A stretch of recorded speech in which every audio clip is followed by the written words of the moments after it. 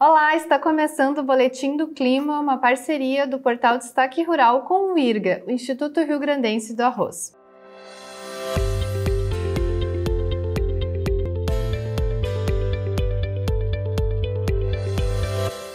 Para saber mais informações sobre o clima e sobre a previsão do tempo para o Rio Grande do Sul, eu converso com a meteorologista do IRGA, Jossana Cera.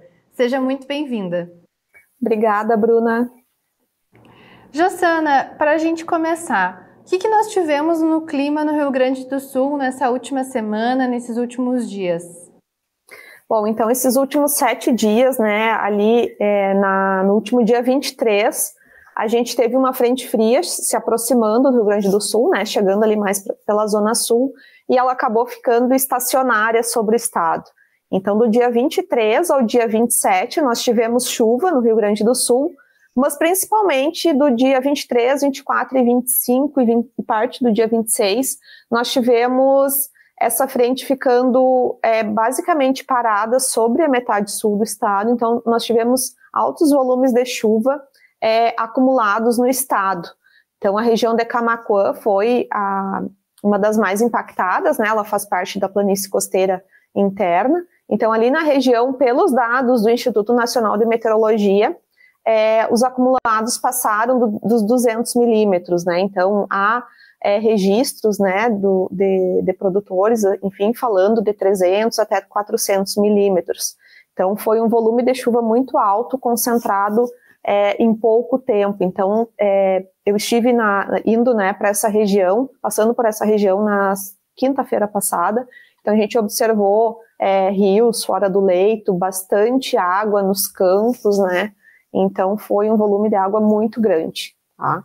E aí depois, agora nos últimos 3 dias, basicamente, 28, 29 e 30 de setembro, a gente teve predomínio de tempo seco no Rio Grande do Sul, e ontem, né, com a elevação bem alta, bem grande, né, nas temperaturas, tivemos temperaturas acima dos 35 graus, aqui mais na região metropolitana, Santa Maria, em algumas regiões do noroeste e do norte do Rio Grande do Sul também. E essa quantidade de chuva, esses acumulados, eles geraram transtornos nas lavouras, nessas regiões mais atingidas? Sim, isso acaba paralisando, né, a semeadura do arroz no estado. Ela está ainda um pouco lenta, principalmente nessas regiões onde as chuvas vêm ocorrendo com uma certa frequência. E como foi um alto volume de chuvas, provavelmente algumas áreas vão acabar tendo que ser refeitas, né, porque acaba arrastando bastante solo, estragando ali a área, então tem que ser refeita, e paralisando também a questão da semeadura, né, para aqueles produtores que já haviam iniciado o processo. E como fica a previsão agora para os próximos dias? As altas temperaturas já eram um anúncio da mudança no tempo no Rio Grande do Sul. Então, durante essa madrugada, a gente iniciou, né, o avanço de uma nova frente fria sobre o Rio Grande do Sul.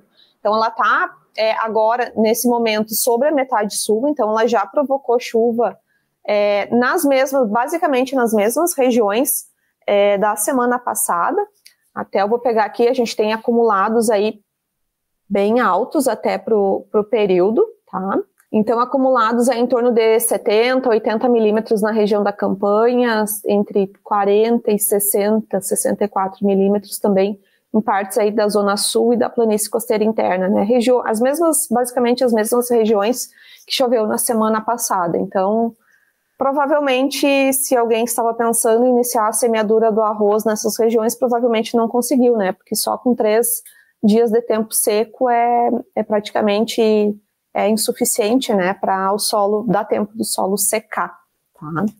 E então essa frente fria, ela passa amanhã, no decorrer da quarta-feira. Então o tempo já deve começar a melhorar nessas áreas mais de fronteira, mas aí no norte do estado, metade norte do estado, a gente ainda deve ter chuva com possibilidade de ventos e até algum temporal mais localizado.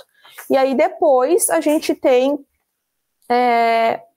a gente deve ter uma sequência de tempo seco de pelo menos 6, 7 dias, tá? Então, do dia 3 de outubro até lá pelo dia 9 de outubro. Então, dando aí um fôlego, né, para esses produtores que estão necessitando, né, iniciar a semeadura, né, conforme o tempo vai avançando agora, vai começando a atrasar o processo, né, a maior parte dos produtores começam esse processo da semeadura do arroz ali pelo dia 20 de setembro, na maior parte das regiões, né, como a gente tem tido essas chuvas mais frequentes, a semeadura ela está bem lenta, a gente está com, segundo o levantamento da semana passada, do dia 26, com 8%, 8,2% da área semeada, sendo que a maior parte disso é na fronteira oeste, que é a região que menos tem chovido, né, nessas últimas semanas. Então, a fronteira oeste está com 26% de área, quase 27% de área semeada, enquanto a zona sul, por exemplo, não iniciou, está com 0%. Então, uma discrepância bastante grande entre essas duas regiões, tá? E aí, depois, falando um pouco da previsão um pouco mais estendida, lá entre os dias 10 e 12 de outubro, a gente deve ter novo evento de chuva aqui no estado. Então, vamos torcer, né, para que a gente tenha aí esses 7 dias, 8 dias de tempo seco aí pela frente.